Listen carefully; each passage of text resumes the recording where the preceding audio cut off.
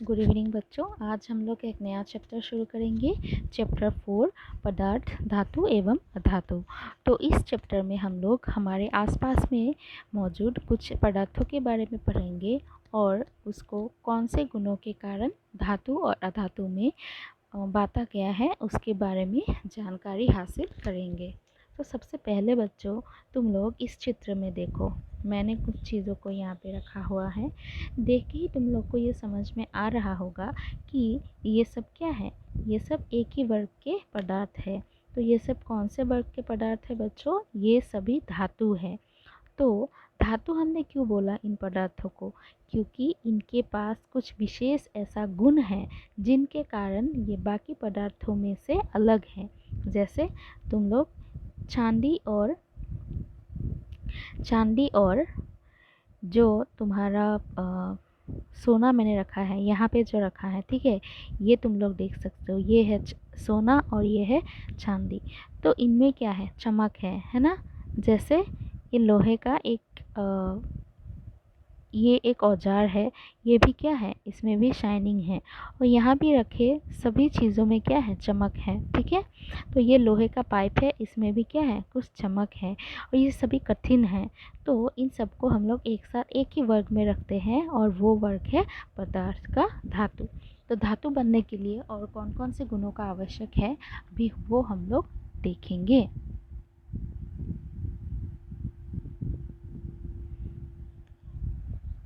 ये देखो, ये एक दूसरा पदार्थ है। इसका अगर हम लोग तुलना करेंगे पहले वाले चित्र में मौजूद चीज़ों से, तो एक तो हमें अवश्य देखने से ही मालूम चलेगा कि इस चीज़ में चमक नहीं है। ये है क्या एक्चुअली? ये है एक कोयले का टुकड़ा। कोयला तो सबने ही देखा हुआ है, ठीक है। ये एक कोयले का टुकड़ा है। तो कोयले के टुकड़े में, ये लकड़ी में, इन सब में क्या है? कुछ चमक नहीं होता। तो इन सब चीज़ों को भी हमने एक अलग वर्ग में रखा है और इन सब को बोला जाएगा अधातु। तो बच्चों, जो पदार्थ धातु या अधातु में उपलब्ध है, तो इनको वर्गीकरण करने का आधार क्या है? हमने कैसे बताया कि एक पदार्थ धातु है और दूसरा अधातु है? तो बच्चों, क्या होता है, कुछ भौतिक और कुछ रासायनिक गुणों के आधार पर हम लोग धातु और अधातु को हम लोग अंतर कर सकते हैं उसके बीच में, ठीक है। या फिर हम लोग पदार्थों को धातु और अधातुओं में बांट सकते हैं। तो सबसे पहले हमें ये जानना होगा कि भौतिक गुण या फिर भौतिक धर्म क्या होता है। जैसे तुमको मैंने एक लकड़ी का टुकड़ा दिया है, ठीक है। दूसरे हाथ में तुमको दिया गया है एक कपास का टुकड़ा। तो दोनों के बीच में क्या अंतर है, तो तुमको अगर पहले पूछा जाएगा तो तुम उसमें क्या देखोगे? जो अंतर तुम महसूस कर सकते हो या फिर देख सकते हो। जैसे पहले तुम बताओगे कि दोनों में क्या है?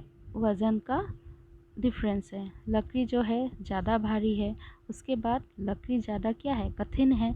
यही सब तो बताओगे ना। तो ये जो धर्म या फिर गुण जो हम लोग देख के या फिर महसूस करके बता सकते हैं, आम तौर पे उन्हीं को बोला जाता है भौतिक धर्म। तो अभी हम लोग कुछ उदाहरण लेंगे धातु का जो भौतिक धर्म है, तो तुम्हें ये अच्छे से समझ में आ जाएगा। तो बच्चों, मैंने धातु का कुछ उदाहरण भी लिखा है, जो मैंने तुम लोग को पहले चित्र में दिखाया था। उसमें मैंने क्या लिखा था? उसमें था तांबा, लोहा, सोना, चांदी इत्यादि। तो ये सब चीज़ें हम अपने घर में किसी न किसी तौर पे तो इस्तेमाल करते ही हैं, लेकिन कौन कौन से गुण हैं इसमें, वो हमें अभी वैज्ञानिक तौर पे पढ़ना है। तो धातुओं के भौतिक गुण में सबसे पहला गुण आएगा आघात वर्धनीयता। तो आघात वर्धनीयता मतलब क्या है बच्चों? तो तुम लोगों ने देखा है, तो तुम लोग क्या करते हो, जिस हम लोग थाली पे खाना खाते हैं वो किससे बना हुआ होता है? स्टील का भी हो सकता है ना, या फिर वो तांबे का भी होता है कभी कभी। तो ये जो चीज़ें हैं, इसको किससे बनाया गया है बच्चों? इसको बनाया गया है किसी न किसी धातु से। तो धातु को हम लोग क्या कर सकते हैं? पीट के, ठीक है, पीट के चादरों में बदल सकते हैं। इसका सबसे अच्छा उदाहरण तो वो आएगा, तुम लोगों ने देखा ही है कि कैसे लोहे से चाकू बनाया जाता है। लोहे के टुकड़े को गर्म किया जाएगा और उसको पीटा जाएगा, और पीटने के कारण उसका क्या है, आकार में परिवर्तन आएगा और वो चादरों में बदल जाएगा। चादर मतलब बहुत ही पतला शीट में वो बदल जाता है। ठीक है, ये सभी धातुओं का एक बहुत बड़ा गुण है। दूसरा है तन्यता। तो तन्यता मतलब धातुओं का वह गुण जिसके कारण उन्हें तारों में बदला जा सकता है। तो हमारे घर में जो विद्युत का जितना भी वायर्स है, जहाँ से विद्युत प्रवाहित होता है, तो उसका हमने देखा है कि वो प्लास्टिक के एक मटेरियल से बाहर से ढका हुआ आता है।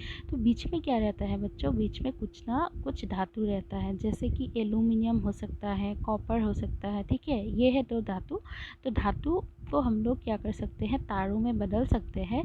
तो तार बनाने के लिए भी किसका प्रयोग होता है, धातुओं का ही।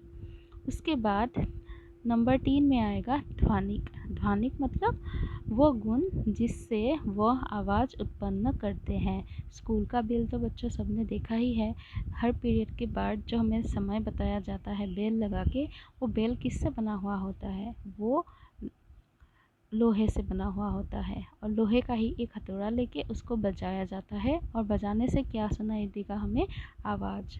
तो चाहे धातु जो भी हो, वो क्या करता है, आवाज़ उत्पन्न करता है।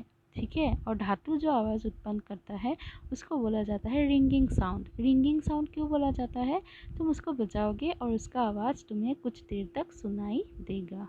तो मुझे लगता है कि ये 3 गुण तुम्हें समझ में आया है। अभी देखते हैं कि नेक्स्ट क्या है। चौथा गुण है सुचालक।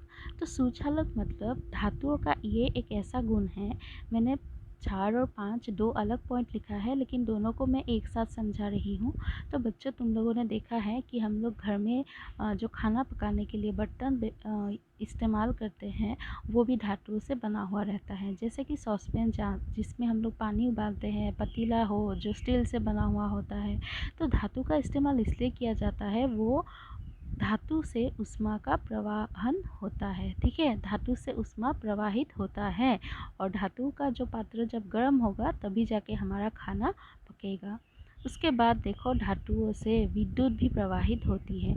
तो मैंने पहले ही तुमको बताया हुआ है कि जो घर में हम लोग जो वायरिंग करते हैं, इलेक्ट्रिकल वायरिंग जो वायर्स है, वो धातुओं से ही बना हुआ रहता है, क्योंकि धातुओं के बीच से जो विद्युत का धारा है वो प्रवाहित बहुत ही अच्छे से होता है। नंबर 6 पे मैंने लिखा है धातुएं चमकीली होती है।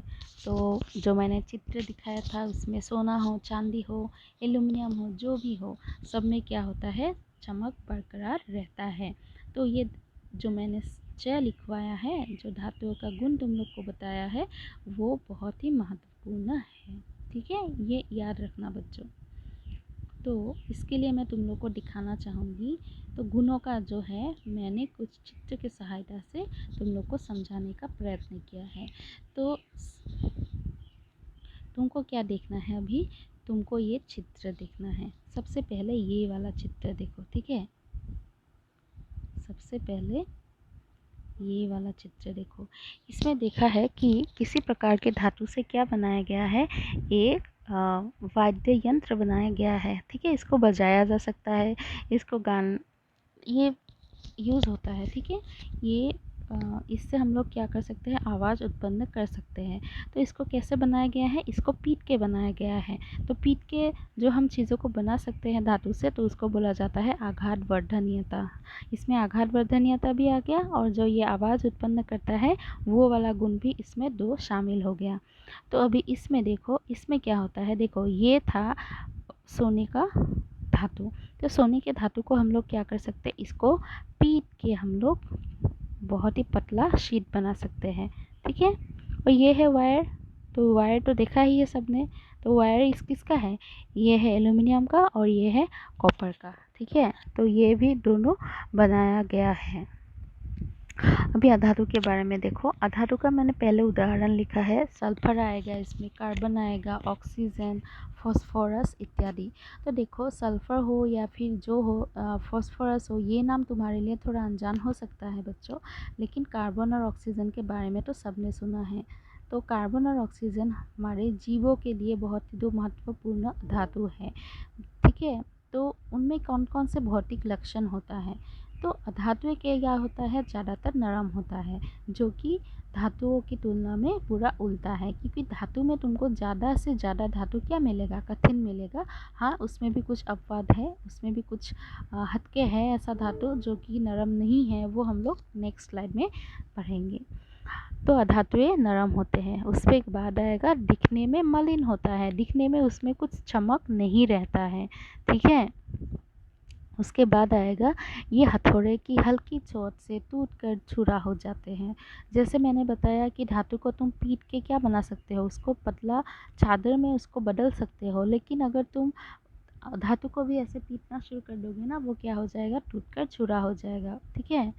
उसके बाद ये ध्वनिक नहीं है, उसको तुम चाहे जितना भी बजाओ तो इस क्या होगा, उससे कुछ आवाज़ उत्पन्न नहीं होगा। तथा ये क्या है, ऊष्मा और विद्युत का भी कुचालक है।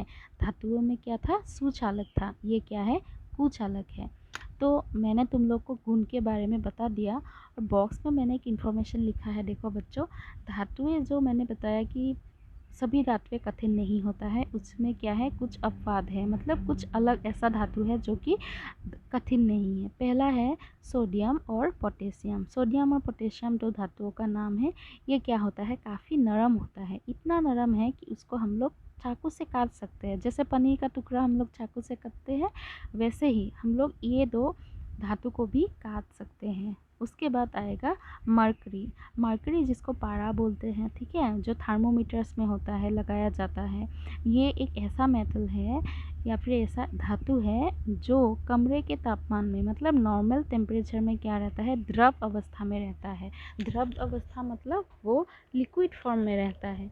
तो कैसा रहता है, देखो पारा कुछ ऐसा रहेगा, ठीक है। तुमको पूरा पानी का बूंद के जैसे ही दिखने को मिलेगा, क्योंकि ये नॉर्मल अवस्था में क्या रहता है, द्रव, मतलब ये लिक्विड अवस्था में रहता है। तो मरकरी, सोडियम और पोटेशियम क्या है, धातुओं का अपवाद। अपवाद मतलब बाकी सब धातु तुमको कठिन रूप में मिलेगा, ये तीन धातु तुम्हें कठिन रूप में नहीं मिलेगा। तो बॉक्स में मैंने इसलिए लिखा कि तुमको ये याद रखना है, ठीक है। और एक बात बता दूं बच्चों, जो धातु है उसको हम लोग इंग्लिश में बोलते हैं मेटल, ठीक है। और जो अधातु है उसको हम लोग इंग्लिश में बोलेंगे नॉन मेटल, ठीक है। तो आज की क्लास में हमने इतना ही डिस्कस किया है। तो नेक्स्ट क्लास में हम लोग इसके रासायनिक गुणों के बारे में अध्ययन करेंगे, ठीक है। तो आज का क्लास यहीं पे समाप्त करती हूँ। धन्यवाद।